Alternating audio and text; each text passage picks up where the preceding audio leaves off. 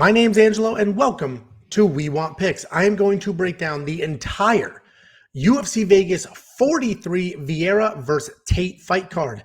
I'm going to give you my bets, my predictions, my monkey knife fight plays, and DraftKings picks. Before I dig in, go to wewantpicks.com/bets and jump into a promo. We have 3 different betting partners. All of them offer deposit matches, and if you jump in, you make a deposit with any of them or all of them, I will send you $50 each. $50 from me to you, Cash App, PayPal, Venmo, however you want it. wewantpicks.com/bets. Click the button, sign up, make a deposit, let me know, and I will send you $50 as a thank you for supporting me and our partners. Before I dig in, let's just recap. We're killing it. Killing it. I haven't been down money on bets in 6+ months. I may have gotten a little aggressive on this card. We'll find out. But I already have, I think, 5 bets on this card. It's a midday card. It's a week-ish type card. But there's a lot of spots here to make some money. Let's jump right in. First up, at UFC Vegas 43, we have Luana Pinheiro versus Sam Hughes. Luana Pinheiro, 5-0 in her last 5, 9-1 overall. Sam and Hughes, 5-3 in her career, 2-3 in her last 5. And before I jump in, you'll notice we have a nice new graphic here. Let me know in the comments if you like this graphic. The rest of this card will be the old graphic, so pay attention. Let me know if you like the graphic or not. We're just trying to make little tweaks, trying to make the show better.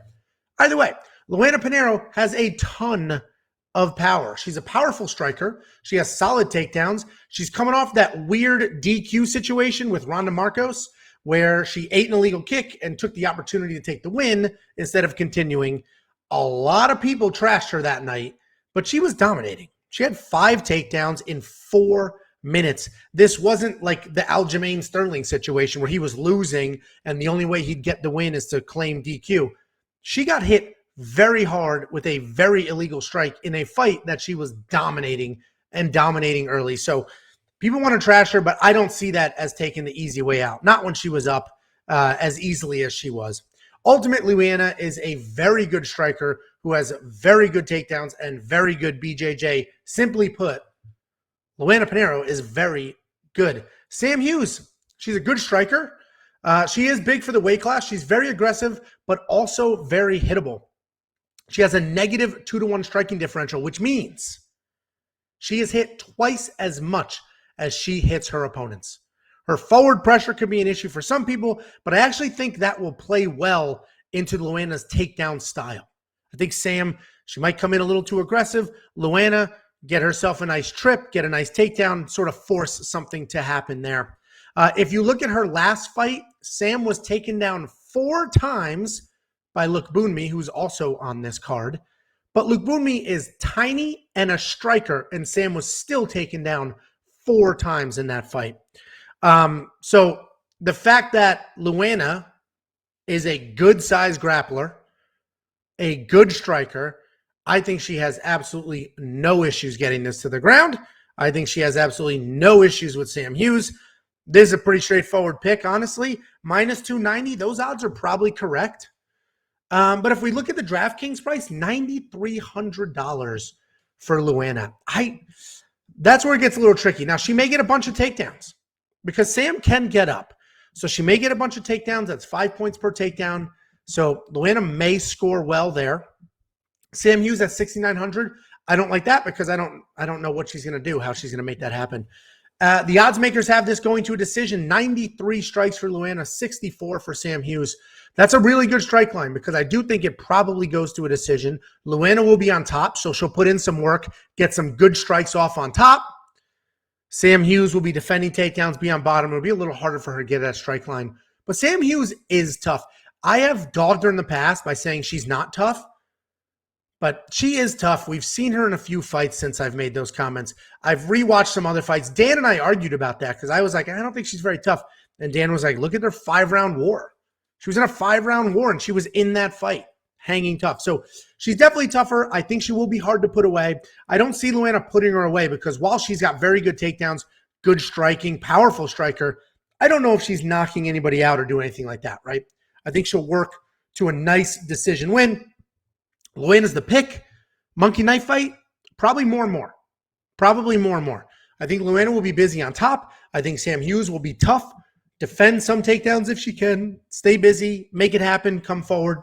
More and more monkey knife fight. I'm probably not going to play Luana in DraftKings, but Luana is the pick. I don't know if there's a betting opportunity here, but it's a pretty straightforward pick. I feel pretty good about it.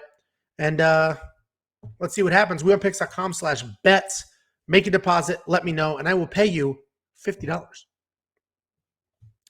Next up, at UFC Vegas 43, we have Shayilan Nuerdanbieke. 0% chance I got that correct. Versus Soriano. Shayilan is a powerful grappler who likes to come forward with heavy strikes, and he has a bully style where he plots forward, throws big, pushes you against the cage, and works takedowns from there. He will transition from one takedown to another pretty well, and when he's on top, he has solid pressure and solid ground and pound. Soriano is a powerful puncher. He marches forward. He throws with incredible speed and intent. He's definitely the faster fighter of the two. This is his second stint in the UFC. This is his second fight in his second stint in the UFC. He was cut in 2015. His last fight was short notice against Christos Gallegos. And if you watch his regional fights, Sean's, you'll see that he's very well-rounded. You'll see that he has solid takedown defense, great kicks. But in the UFC, his takedown defense is just okay at 53%. And we don't see the same versatile striking from him. We don't see the same output, the same variety in the UFC from Soriano that we've seen on the regional scene. At a certain point, you have to look at that and just, it's either the level of competition or the moment is too big. But Soriano outside of the UFC and Soriano inside the UFC are very different fighters. I think this fight is much closer than the odds. I don't think this is a 2-1 favorite on either side of this. Sean has heavy hands and incredible speed, but we haven't really seen him rise to that UFC level just yet. Shayilan also has big power, but will use that power to set up takedowns. And I'm leaning towards Shayilan here. My only hesitation is the fact that his striking defense is not great, and he gets hit pretty often. And this is a tough pick. It really is a tough pick. But I do trust Shayilan to move forward, push a wrestling game plan, and I trust that more than I do for Sean to loosen up, let his hands go, let his feet go, defensive takedowns, and sort of get everything out. So, honestly, it's less of a pick for Shayilan and more of one against Soriano. Soriano is a good fighter, but we just have not seen him rise to the occasion in the UFC. $9,000, I'm obviously not spending that. I will spend the $7,200 for Shayilan. I'm so sorry for butchering his name. I really try. This one's crazy. Look at the last name. No shot I could get that. But listen, $7,200 for a guy that can push forward, stomp forward with heavy pressure and takedowns and power. I like that. I do think he gets it done. I really do. I think he wins. So at $7,200, I'll have my lineup. I don't have a money line bet on him because while I think he wins, and I'm up money every single week, and it's because I pick my spots.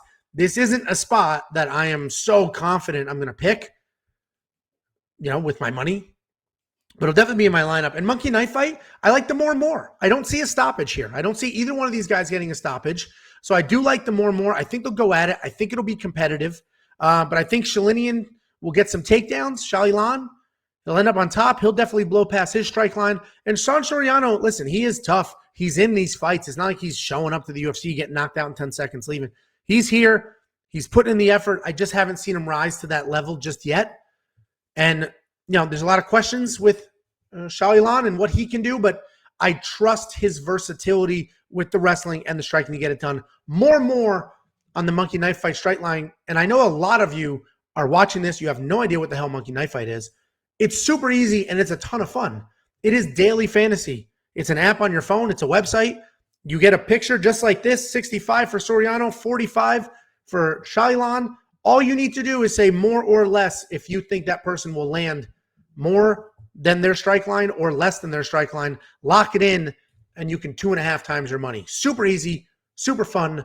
wewantpicks.com/MKF, and they will instantly match your deposit up to $100. Take the instant match, use the free money, play the lines, and go from there. It's a ton of fun. Super easy. Check it out.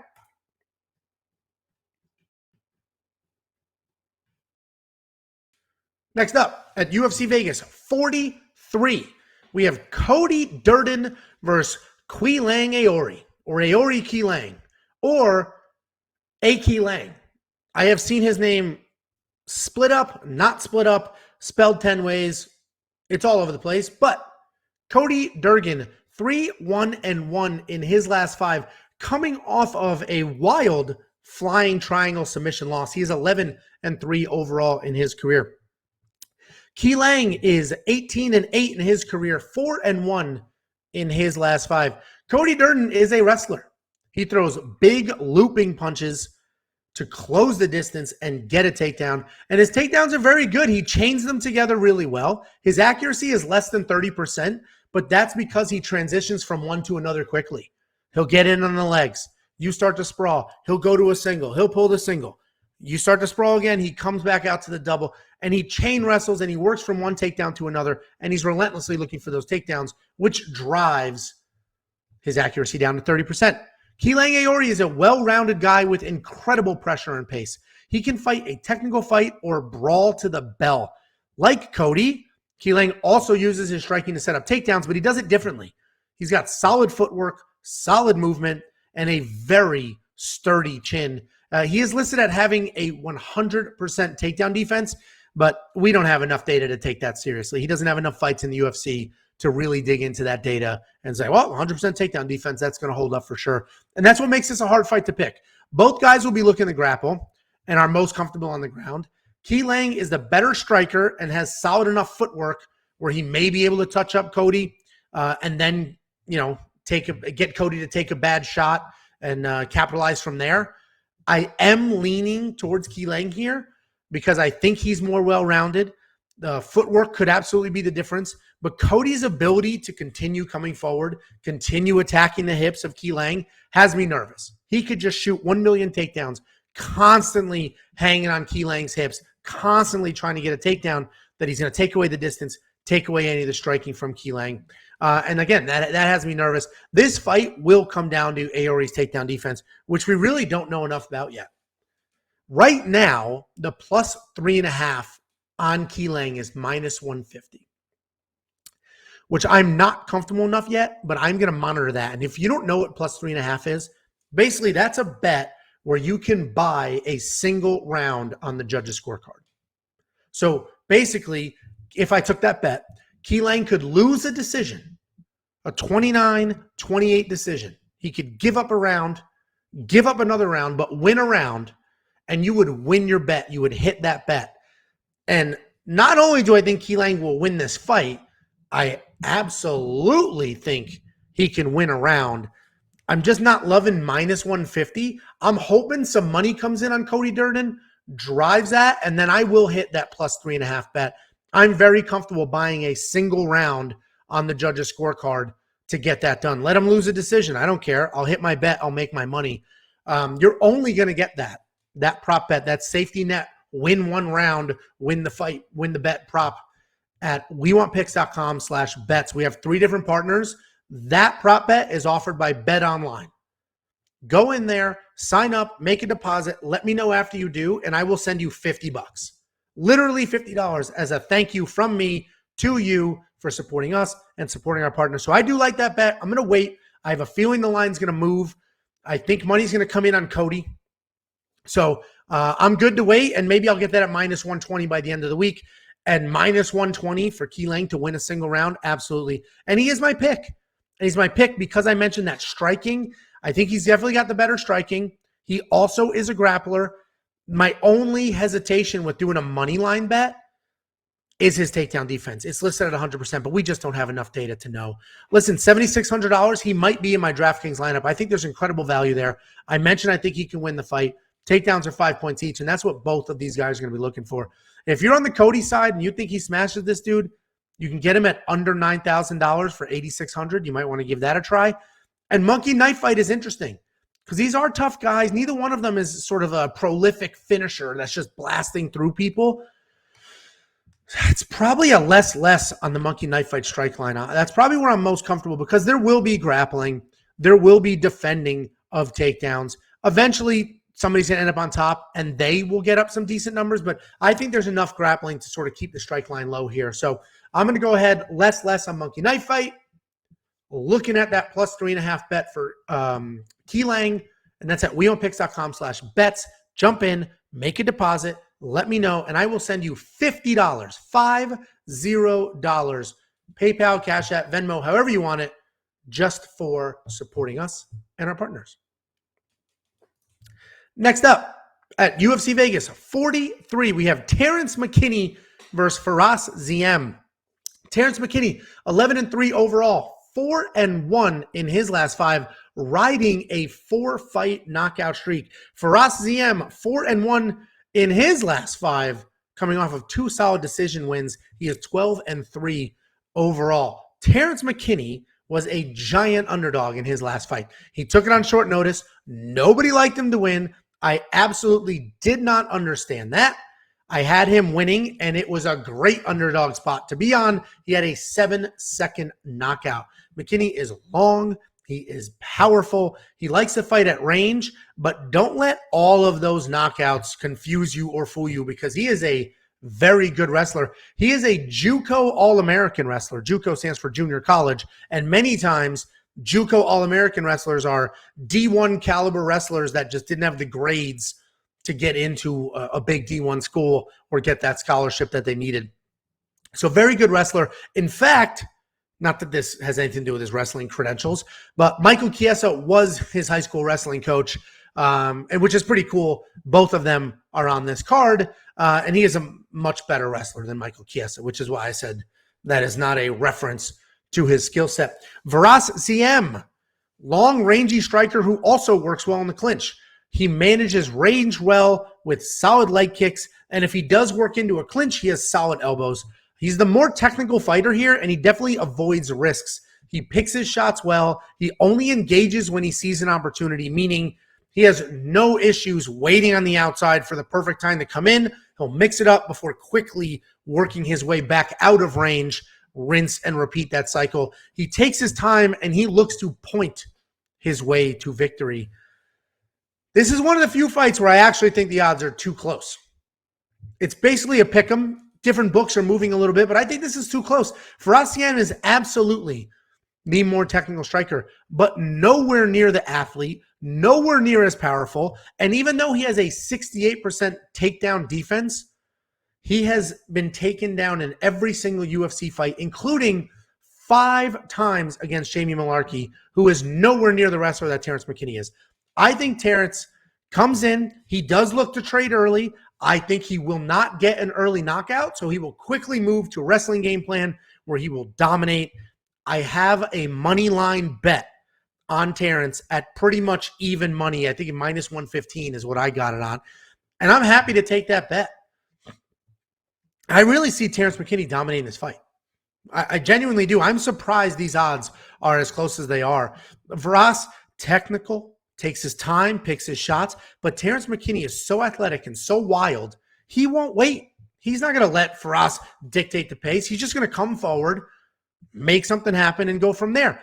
He is coming off that knockout, so I expect him to come looking for another one, realize he's probably not going to get that, and then move into his takedowns and have a ton of success there. Money line bet on Terrance McKinney.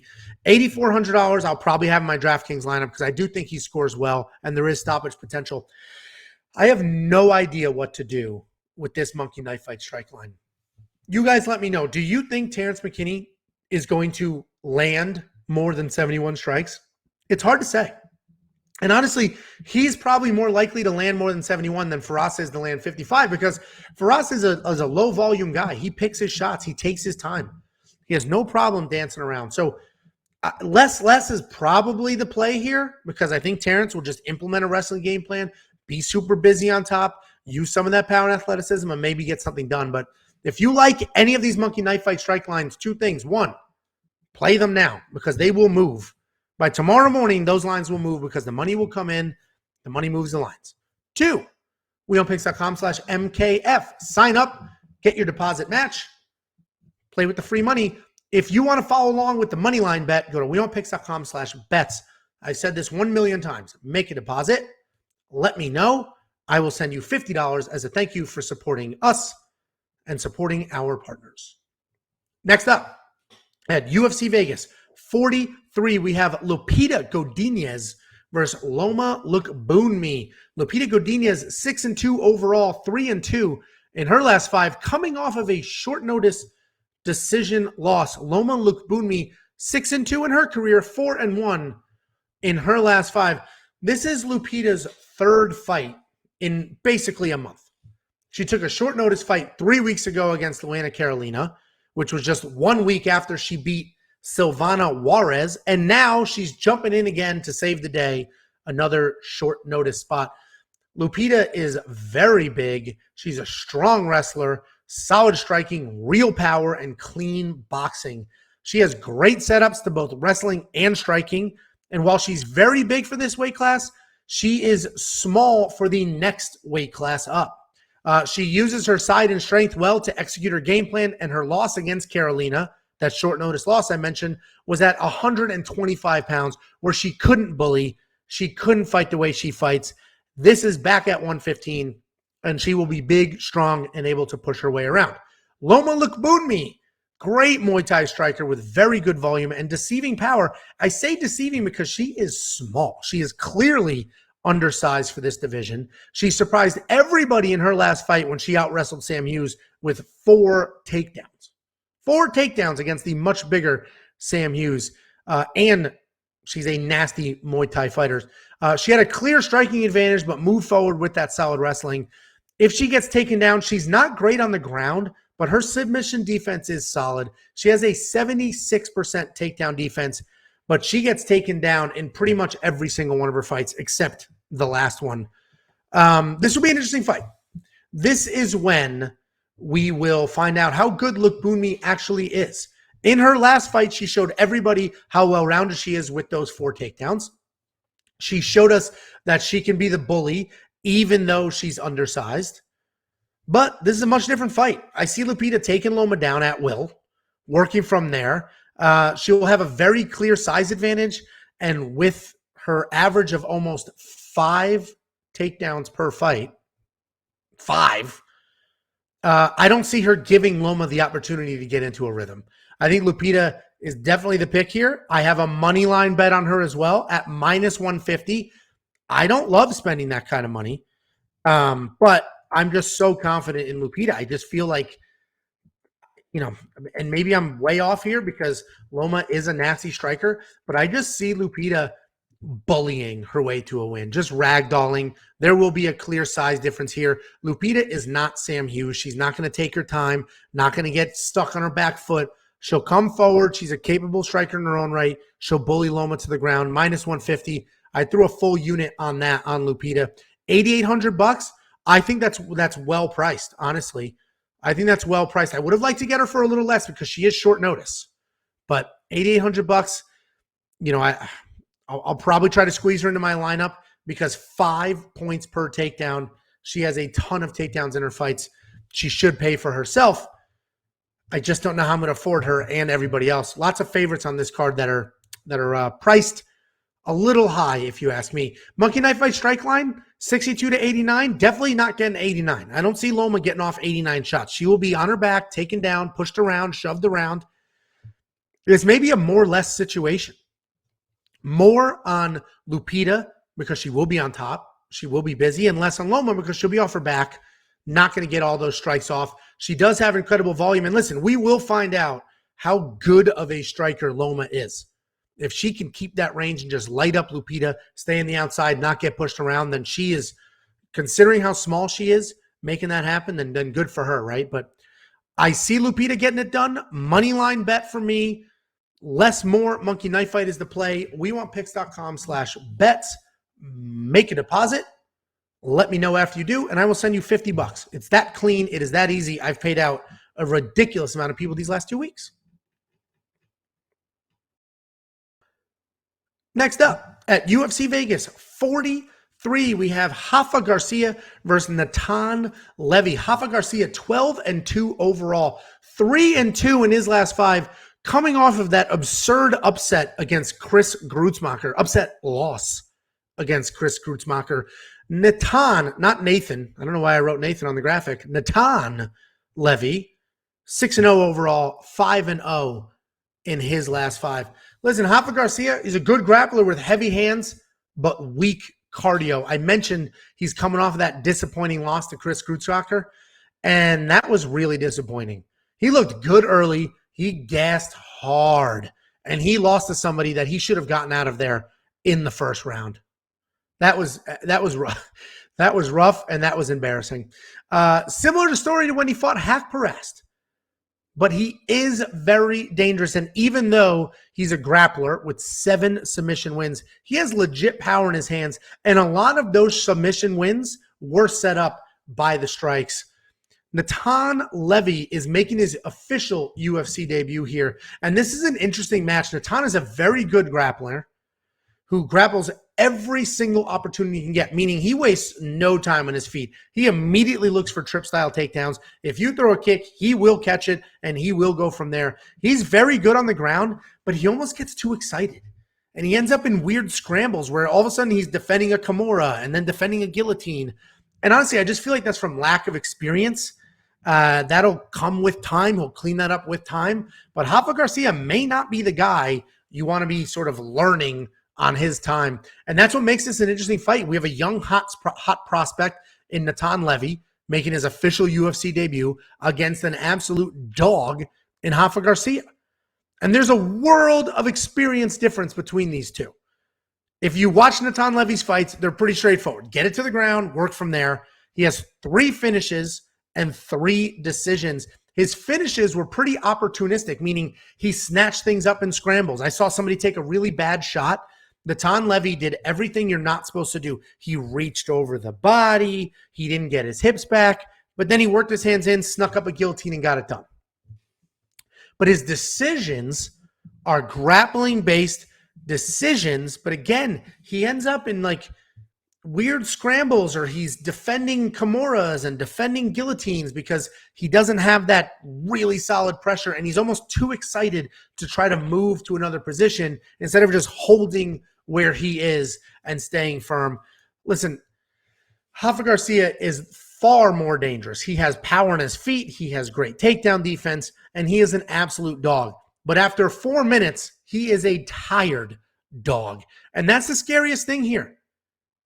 Cardio is so scary. There are so many people that lose fights they shouldn't lose because of cardio, especially Rafa Garcia in his last fight.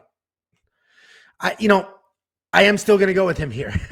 I think the experience, the stoppage threat, I have to go with Rafa Garcia here. I don't have a money line bet on him, but I do like wins inside the distance, decision, no action, because Rafa Garcia, I keep saying he's a dog. He's not a guy that you're just going to put away.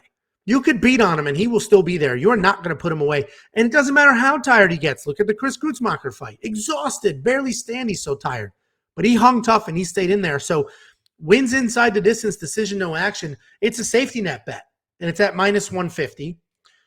And what that means is if Rafa Garcia knocks out Natan Levy or submits Natan Levy, you get paid. You win your bet.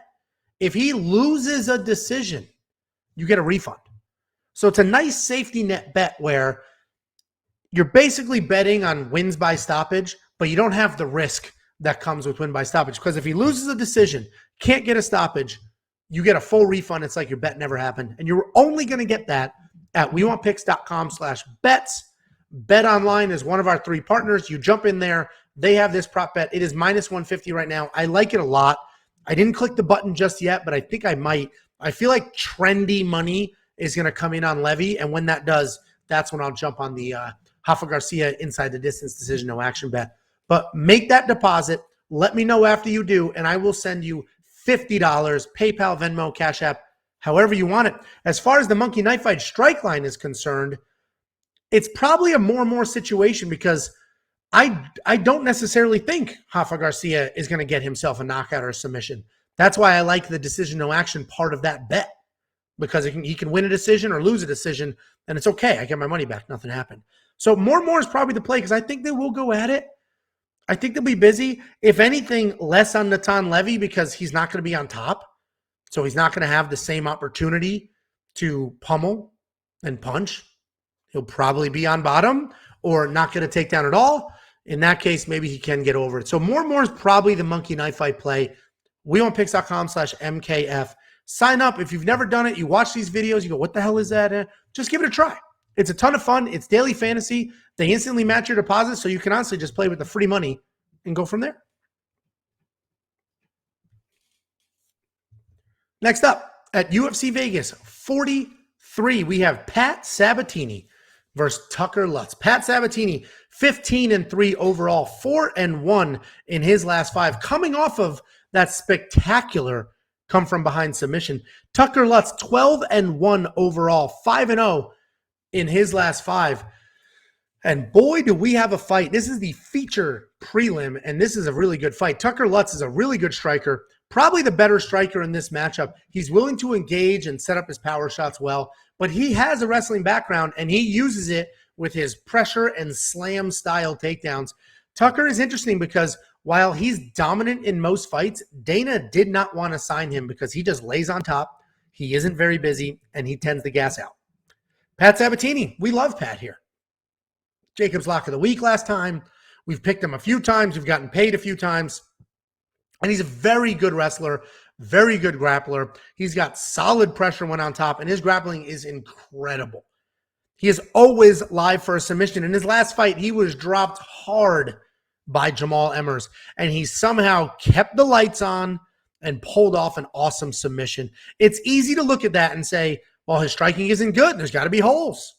His chin isn't good because he was dropped, and he was dropped hard. But he actually does have good striking. He moves really well. He controls range well with his in and out sort of bouncing movement. And he just happened to overcommit in that fight. He bounced in way too hard, way too fast, overcommitted. But he does usually time those striking entries well. And this is a tricky fight. We've got 2 wrestlers going at it. Sabatini is definitely the better wrestler and grappler, but Tucker Lutz has the better striking and more power.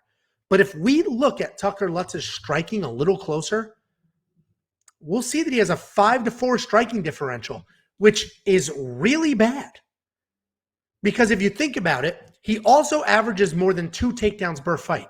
So what that means is even though Tucker spends the majority of the fight on top, he manages to get hit a ton. With somebody who's spending most of the fight on top, they should not be getting hit 4 times for every 5 that they put out because every fight while you're on top is unanswered. So that means while he's actually standing, and we're not counting the ground strikes, he's getting hit far more than he hits other people. And that's an interesting, sort of view there. I'm saying that about myself, I guess, because a lot of people are talking about how great Tucker Lutz's striking is, but the reality is he's got some defensive holes in his striking, but there's a lot of questions here. Is Tucker's 84% takedown defense good enough to keep this on his feet? Can Pat Sabatini win a striking match if it stays on his feet? There's lots of questions. I'm going with Pat Sabatini. I've seen him in trouble and have success. I've seen him do well in the striking. I've seen him do well in the grappling. He's an absolute threat on the ground, and Tucker gasses out. I got to go Pat Sabatini here. Pat's the pick. I'm not placing a bet because these are tricky odds for what could be a competitive and dangerous fight for sure. But I'm loving Pat Sabatini here. $8,700 is another one. He's priced well in DraftKings. He's under $9,000, so he seems affordable, but $8,700 is a ton of money. I do like him. He may be in my lineup. It depends on the budget, but I do like him there. I know there's a lot of you that are super high on Tucker Lutz. And if you are, then $7,500 is a bargain. That is a bargain, and you should have him in your lineup. Monkey Knife Fight, 68-62. I'm going to go less. I think these guys are going to go at it. I think there's a good amount of grappling. And if Pat Sabatini gets this to the ground, then Pat Sabatini can win by submission. This is another bet that would be amazing if you could do Pat Sabatini wins inside the distance, decision, no action, meaning he wins by stoppage, but if it goes to decision, you get a refund. The problem is he's already a -160 favorite. and that would just be, it's a lot to spend. It's a really safe bet, but it's a lot to spend. I like Pat. I will see if I can squeeze in my DraftKings lineup at this price point, but I think Tucker Lutz's striking is a little bit overrated. Pat Sabatini did get dropped in his last fight, but look who he fought. Look how clean that punch was. And then look at the end result after that. So Pat Sabatini, absolute dog, Pennsylvania wrestler. He will stay in there. I think he gets this done inside the distance. I'm not going to bet that, but I do like Pat to win here. Next up at UFC Vegas 43, we have Adrian Yanez versus Davy Grant. Adrian Yanez, 14-3 overall, 5-0 in his last 5, coming off of 4 KO TKOs in a row. Davy Grant, 11-5 overall, 3-2 in his last 5. Adrian Yanez is a fun technical striker with good striking IQ. He's got fast hands, real power, and an incredible chin. On paper, he is coming off of a nice TKO win over Randy Costa. But if you watch that fight, or if you dig a little deeper, then you know he lost that first round, and he was absolutely struggling to get going. He was outstruck 2-1 in that first round, and he was supposed to have a massive striking advantage. And in that first round, he was hit twice as much as he was able to hit Randy Costa. And he had a real hard time finding his rhythm and getting comfortable. It wasn't until the second round that he landed clean, put it together, and got it done. So, interesting to say the least. Was that just a one-time thing? And obviously, his fights before that, he was spectacular. But why did he have a hard time finding a rhythm? Was it an off night, or was it a style thing? Davy Grant, as of late, has been a busy striker who utilizes kicks for range and punches for damage with some real power. He was coming off of 2 KO wins in a row over Martin Day and Jonathan Martinez before he just lost a decision to Chito Vera. But a lot of people are forgetting that he started his UFC career as a grappler who averages more than 2 takedowns per fight. So Davy Grant is an experienced grappler who has gotten comfortable with his hands and developed real power as of late. With 8 fights under the UFC banner, he has built himself solid fight IQ. Even when he gets dropped, which is more often than you would like, he stays composed and is able to work through it.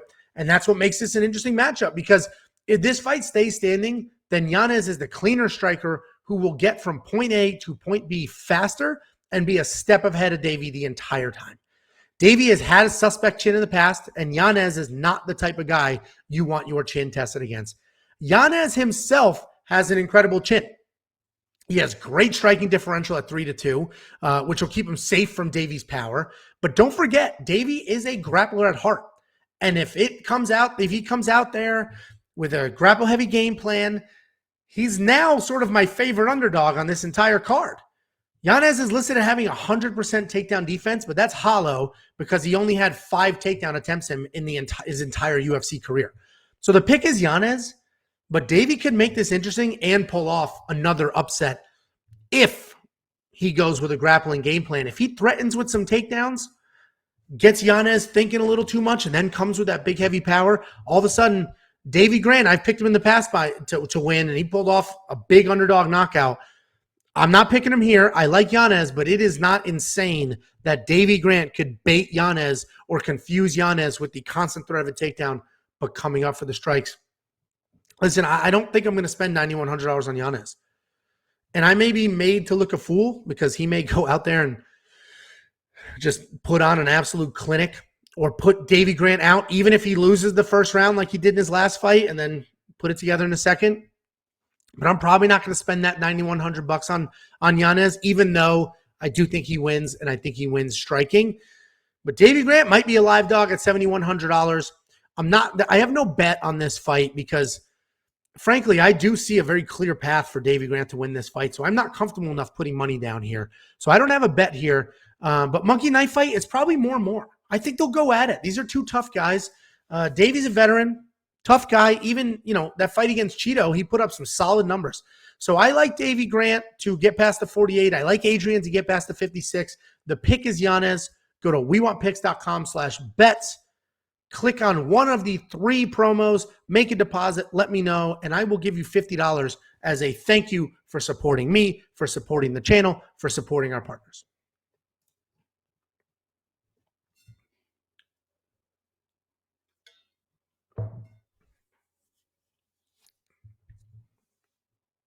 Next up, at UFC Vegas 43, we have the artist formerly known as JJ Calderwood. She is now Joanne Wood. I have somebody let me know in the comments. I literally was looking all over the internet to understand what happened here. What happened to the Calder in Wood? I can understand going from JJ to Joanne or Jojo to Joanne. I get that. That one I get. I don't know what happened to the Calder in the Calderwood. Is that not her actual last name? Was that just the nickname? And she got rid of it? I have no idea. But now she's Joanne Wood. But if you recognize her, it's because she was Jojo Calderwood forever. Taila Santos. JJ Calderwood versus Taila Santos. So Taila Santos, 18-1 overall, 4-1 in her last 5. Joanne Wood, 15-6 overall, 2-3 in her last 5, alternating wins and losses. Joanne Wood is a technical striker with solid kicks and solid pressure. She mixes up her techniques really well with knees, elbows, kicks, and punches. And when she decides to grapple, she's got decent takedowns and decent takedown defense. She likes to dictate the pace, has solid volume with an impressive striking differential of almost 7-5. And that is really impressive because if you pay attention to some of the numbers I rattle off, we're usually talking 3-2. 4-2 if you're busy. She's 7-5, super busy. It means she gets hit 5 times, but she's got good output with that 7. Taila Santos is also a striker, but a very different striker, where Wood is technical and diverse. Taila is powerful, athletic, and just absolutely willing to slug it out. We haven't seen it yet in the UFC, but she has a ton of stoppages on her resume. Not only is her boxing fantastic, her grappling is as well. She averages almost 3 takedowns per fight with an 86% takedown accuracy and an 88% takedown defense. If you look at her fight against Molly McCann, and I've referenced this in the past, she took Molly down 5 times because she was very well aware of Molly's striking credentials. So she may not need to take Joanne down in this fight, but the point here is that she makes adjustments on the fly. She fights a smart game plan, and she's willing to mix up how she approaches each fight. I think Taila is better than Joanne pretty much everywhere. I think she will cruise to a decision win, but Joanne does have a path to victory. She's the more technical striker, so she could stick and move. She could avoid a brawl, keep the distance, avoid a takedown. If she does get taken down, she'll need to stay busy, threaten from her back so she's not giving up minutes to the judges. Taila's definitely the pick, but I would say that Joanne Wood is Taila's toughest opponent to date. The odds are probably a little wide, maybe not, because at the end of the day, those odds are just the odds of Taila winning this fight, and I do think she's the 3-1 favorite to win this fight, but I don't think it's going to be a start-to-finish blowout. I think it'll be sort of a dirtier fight. Joanne Calderwood's super tough. And, it'll be a really fun watch, honestly. I'm not spending $9,200 on Taila Santos. I do think she wins.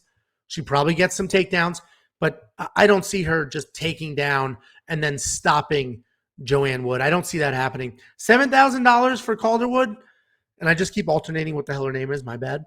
But $7,000, I don't think that's worth it because I don't know how she's going to win. I just said how she could win.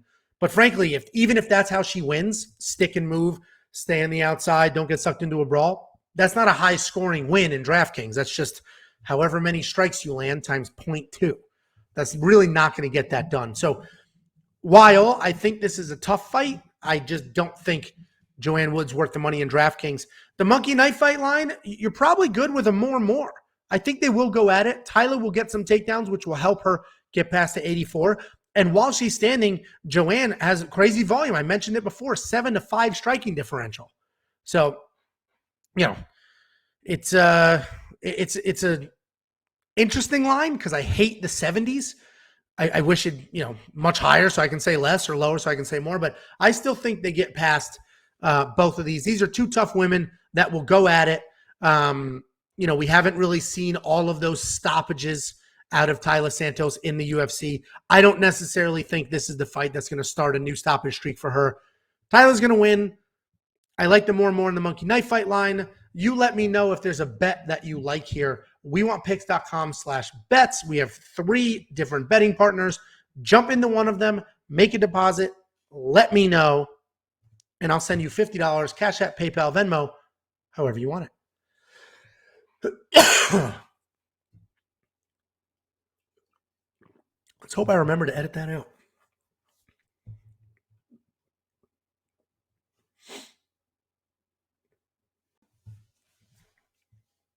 Next up, at UFC Vegas 43, we have Rani Yahya versus Kyung Ho Kang. This fight has been rebooked from July. This is supposed to happen in July. It has been rebooked. Rani Yahya, 27-10 overall, 3-1-1, coming off of a solid submission win in his last 5. Kyung Ho Kang, 17-8 overall, 4-1 in his last 5, but he is coming off of a 2-year layoff. Rani Yahya is an incredible grappler with high-level BJJ. He's well-rounded with improved striking, but grappling is without a doubt his bread and butter. He is relentless with the takedown attempts. Where he only has a 33% accuracy, he still manages to get 3 takedowns per fight on average. And if that tells you anything, is that he is constantly moving forward, looking for a takedown, constantly trying to make something happen. Kyung Ho Kang hasn't fought in nearly 2 years. He's a very well-rounded fighter. He uses his range to keep you at distance when he wants, and then he works his range really well to get his takedowns from there. He also averages almost 3 takedowns per fight, but has a much higher takedown accuracy at 59%. He is primarily a grappler with top-heavy pressure and submissions. This is a hard fight to call. These odds, it's dead even. It's a pick 'em as far as the odds concerned, and I get it. Because Hang wants to wrestle. He needs to grapple to win. But Ronnie is by far the better grappler. Kang's the better striker, averaging 3 significant strikes per minute to Ronnie's 2. But will he get the chance to strike when Ronnie is constantly working a takedown? I think Kang's path is to strike, keep it on his feet, which is possible. He has a 71% takedown defense. But can he ignore his grappling instincts? Can he just go against everything that he normally does in a fight and keep this standing instead of looking to get it to the ground? We've made money off Rani Yahya in the past. I have to continue riding with him. Ronnie's the pick, but I don't feel great about it. And you know what's interesting? I just felt like Ronnie was 43 or 44 years old. And when I started digging in and doing the research, I was like, how am I going to pick? Listen, Glover is defying the odds at 42. Big Ben just lost really bad at his age. I don't know about Ronnie. The dude's 36. He's 36. He's not even old. He's just been fighting for that long. So Rani Yahya, he's the pick. Honestly, that's what saved it for me, because if he was 40-something, I actually might have gone the other way. This is razor thin. Ronnie's relentless wrestling attempts, takedown attempts, relentless grappling should be the difference. But Kang's the better striker. If he can keep it standing, he should win. But I see Ronnie just smothering him on the feet, not letting him get some distance, taking him down and going from there. But razor thin pick. $8,000 to $8,200. Pick your side. Pick your side. I do think the winner probably scores pretty well. So, and we're talking even money here. So pick your side for DraftKings. And the monkey knife fight line, that's a hard line. I'm thinking less, honestly, because I think Ronnie's going to be grappling like crazy. Absolutely grappling like crazy. If he can't get it to the ground, he may get stopped on his feet. And if he does get it to the ground, he's not super busy on top with strikes, right? He's looking for submissions, looking to roll, go from there. And Kang isn't going to be able to get off 70 strikes with Ronnie constantly on his hips. What did I mention? Ronnie gets 3 takedowns per fight on average, but his takedown accuracy is only 33%. That means that he's attempting 9 takedowns, which is a lot. 2 per round is 6, so 3 per round he's attempting.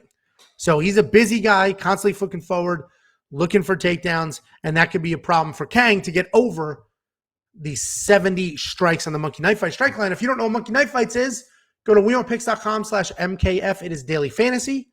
It is super fun. All you need to do is say, do you think that fighter will land more or less than their strike line? And if you're right, you can 2.5 times your money. Ton of fun, super easy, super fun. It's an app on your phone. wewantpicks.com/MKF. Get your deposit. wewantpicks.com/bets. Sign up, make a deposit. Let me know. I'll send you $50. Next up, at UFC Vegas 43, we have the co-main event of the evening. We have a really good fight in this spot. This could honestly be the headliner. You could flop this with the Miesha Tate fight. But we have Sean Brady versus Michael Chiesa. Sean Brady, 14-0, 5-0 in his last 5, coming off of 2 straight submission wins. Michael Chiesa, 17-5. He's 4-1 in his last 5. He was on a nice 4-fight win streak before Vicente Luque submitted him. And we have a great matchup here. Michael Chiesa is a pretty one-dimensional guy. He has a very straightforward game plan. He comes forward, looks for takedowns, works from there. He doesn't have a real versatile set of takedowns, but the few that he does use, they work well. Body locks, trips, those do work really well for him. And once he's on top, he has solid pressure and can alternate between ground and pound and submissions. We've seen him get a little too aggressive, make risky decisions on top. His last fight against Luque, for example, he had Luque down. He could have taken his back, locked in the position. Instead, he jumped on his neck, lost the position, and then he ended up getting submitted. His striking is not very good, and it's basically only there to set up takedowns, but he is massive at 170, and he has phenomenal cardio to push the pace. Sean Brady, he's a high-level grappler with legit power in his hands. He plots forward. He throws bombs. He'll even mix it up with some spinning back fists far more often than you'd like to see out of somebody with that sort of level of striking. He can be dangerous on his feet and is definitely dangerous on the ground. This is a fun matchup because you have 2 primary grapplers, but they go about it very differently. Where Chiesa doesn't want to strike, Brady is very willing to engage. Where Chiesa wants to trip and grind, Brady will shoot a clean double right up the middle. Where Chiesa can set an incredible pace, Brady can start to slow down, start to get a little fatigued. Jacob likes to use the term lunch pail, as in he's a lunch pail kind of fighter. He shows up, does his job, eats his lunch, goes home, nothing fancy, nothing special. And honestly, that's kind of a great description for Chiesa. He shows up, very narrow-minded game plan, pushes that pace, sticks to that game plan, tries to get it done, goes home. But Sean is more athletic, more powerful, has a 100% takedown defense so far in the UFC. I like Sean here, but I think this is a good back-and-forth fight, and I like Chiesa to win at least 1 round, which is why I think he's a great spot for a -150 plus 3.5 bet. What that means is you can buy a round on the judge's scorecard. So if Chiesa wins a single round, all he has to do is win 1 round. And with Sean Brady gassing the way that he does sometimes, I could see Michael Chiesa losing the first 2 rounds, winning the third, making it a little dangerous. You buy 3.5 points on the scorecard. He wins 1 round, loses 2. You get paid. You win your bet, you hit it, and you get paid. Michael Chiesa is a plus 130 underdog, but I don't like him to win. But at -150, I just need him to win a single round. So it's an interesting bet. It's got some safety built into it. If you think he's going to get finished, it's a terrible bet because you'll lose. But if you think he can take a round away from Sean Brady, probably the third because of his cardio, -150 is not a bad price to pay to just win a single round. You could spend that exact same -150 on Sean Brady money line. But listen, Michael Chiesa is still dangerous. He is huge for that weight class. And I could see him losing the first 2 rounds and not only winning the 3rd round, but getting a stoppage in the 3rd round. So I'm not comfortable spending -150 on Sean Brady money line, but I am comfortable spending -150 to buy a round on the judges' scorecards. Michael Chiesa just needs to win 1 round, not get finished, and then I can get paid. You're only going to get that at wewantpicks.com/bets. Jump into one of 3 partners, make a deposit, let me know, and I will pay you $50. The partner that has the plus 3.5 bet is BetOnline. So wewantpicks.com/bets, jump into BetOnline, make a deposit, let me know. I'll pay you $50, but they have these really fun prop bets, and I like it. DraftKings, Michael Chiesa may not be a bad play at $7,300. I also think Sean Brady is a solid play at 89. So this is a pick your side type DraftKings spot because I think both prices are honestly pretty appropriate and there's upside to each. If we take a look at the knife strike or the monkey knife fight strike line, I'm not going to touch that. I don't know what to do with that. 97 for Sean Brady, that's such a giant number. 68, it's probably less, frankly. But I'm not going to touch that strike line. That's a tough strike line to mess with. I'm not going to touch it. Let's let the money come in. The money will move it around. Once the money moves it, maybe we'll get more favorable numbers that we can actually like make a decision and be convinced. So Sean Brady's the pick. There's some betting opportunity with Michael Chiesa at plus 3.5 just to win a single round. Go to wewantpicks.com/bets, make a deposit. Let me know. I will pay you $50, PayPal, Cash App, Venmo, however you want it.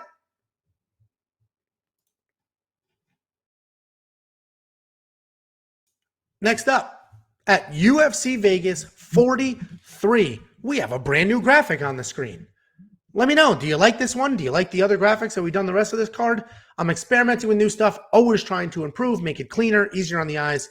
Let me know if you like this, like the first one, or like all the other ones. Either way, the main event of UFC Vegas 43, we have Miesha Tate versus Ketlen Vieira. Miesha Tate, 19-7 overall. Ketlen Vieira, 11-2 overall. Miesha Tate, this is her second fight in the UFC after a 5-year layoff. In her last fight, she looked great. It looked like it was the best shape she had ever been in her entire career. She fought a great fight, nice clean takedown, solid finish, but it was against a pretty low level of competition. Miesha Tate is a very good wrestler and grappler with technical striking. People forget she is the former champion in this division. She's pretty good everywhere, including off of her back. And just go look at the Holly Holm fight where she submitted her off her back, and that's how she won the belt to become the champion at bantamweight. Ketlen Vieira is a powerful come-forward striker with solid takedowns and top work. She marches forward. She throws heavy. She looks to tie it up and then will trip or uchimata from there. If you don't know what an uchimata is, it's like a whizzer, and then you kick out the legs and pull over. It's like a kind of looks judo-y, but, you know, it's yeah, you can call it a trip, but that's what it is. People usually do it while defending takedowns. And once she hits that uchimata, once she gets those trip takedowns on top, she keeps solid control. She pressures, she pounds away, and she's not incredibly fast. She's not incredibly athletic, but she is big, strong, and fundamentally sound. Neither of these two women are particularly good strikers. In fact, both of them have negative striking differentials, meaning both of them are hit more often than they hit their opponents.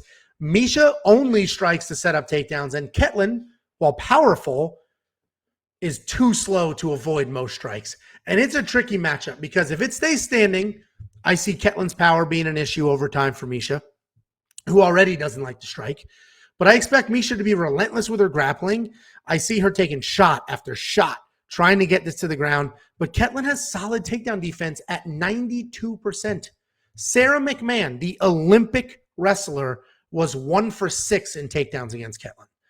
I think Miesha has a hard time with the striking, moves to grappling, finds even more hard times, and Ketlen is the pick. I've got a money line bet on Ketlen. Basically even money. I got it at plus 100. Not basically, that is even money. But this is a great live bet. If you watched our live stream last week for UFC Vegas 42, there were some really good live betting opportunities.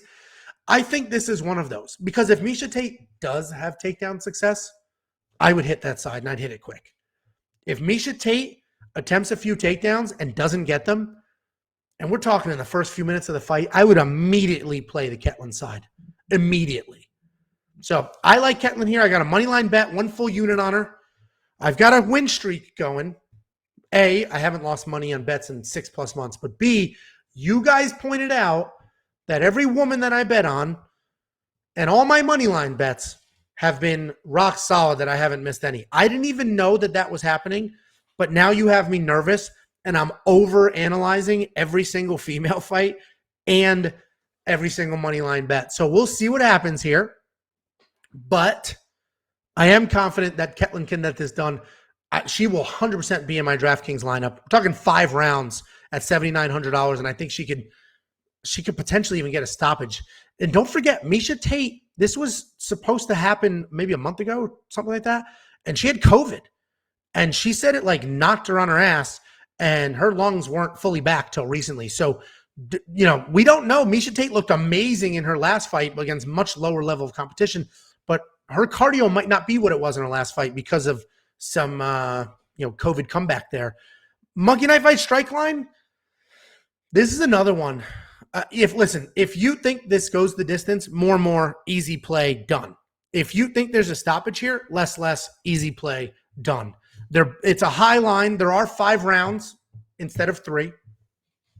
But I do think I think it likely goes the distance or close to the distance. So more is probably the play. I see Ketlen spending a decent amount of time on her feet or on top. 128 is a super high number, though. So I'll probably avoid Monkey Knife Fight. But don't forget, wewantpicks.com/bets. Jump in, make a deposit, let me know, and I will send you $50. It's that easy. Thank you guys so much for the watch. Like the video, subscribe. Let me know what you think about these graphics. We're constantly trying to improve, constantly trying to make updates. Let me know if you like this one. I know you guys hate this one, but let me know anyway. The first fight I broke down on this card with Sam Hughes, that had a new graphic as well. Check that one out. Let me know if you like that graphic or if we just keep it the same. I'll see you guys on Saturday. Before you go to wewantpicks.com/bets. You've heard me mention this a million times, but I'm going to do it again. wewantpicks.com/bets. We have 3 different betting partners. All 3 of them offer deposit matches. All 3 of them will give you free money. But once you click on a link, once you make a deposit, let me know, and I will also give you free money. I will send you $50 cash. PayPal, Venmo, Cash App, however you want it. I will send you $50. Just make a deposit. Let me know. I'll need your username. I'll verify the deposit, and I will get you paid. It is that simple. Literally just to thank you for supporting us, supporting our partners, supporting the channel. Thank you for everything. Thanks for the watch. We'll see you on Saturday.